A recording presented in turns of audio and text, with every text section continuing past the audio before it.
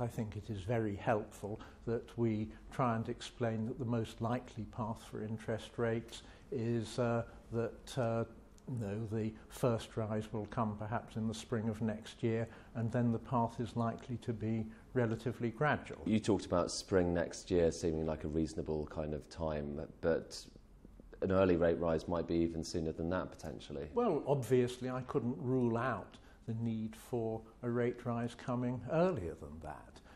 No, we certainly expect wage growth to pick up during the course of this year.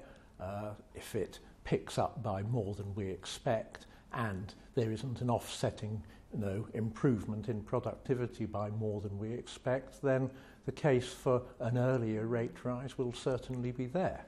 Part of the bank's job is to try to give people an impression as to where the path of the economy is going, and some people might say that by shifting the focus away from inflation forecasting towards unemployment, that might have confused the message. Well, I mean, I should say, and I think this has to be perfectly clear, that inflation, controlling inflation, keeping inflation close to target is our job. That's what the law requires us to do, and that's what we have to do. But you spent the last 6 months talking more about unemployment.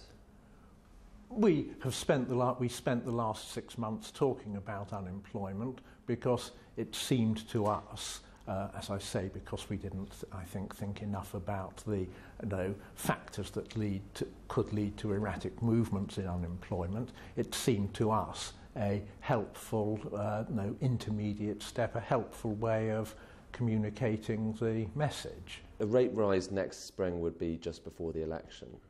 You're comfortable with potentially voting to increase rates just before a general election?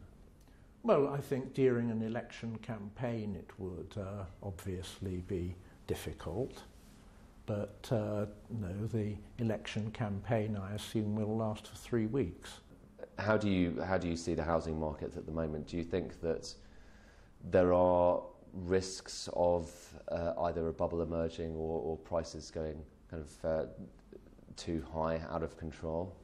Well, I do worry that house prices are very elevated. It's true that in inflation-adjusted terms they are probably still lower than they were in 2007, but that doesn't tell you very much because no one thought that the level of house prices in 2007 was a source of comfort.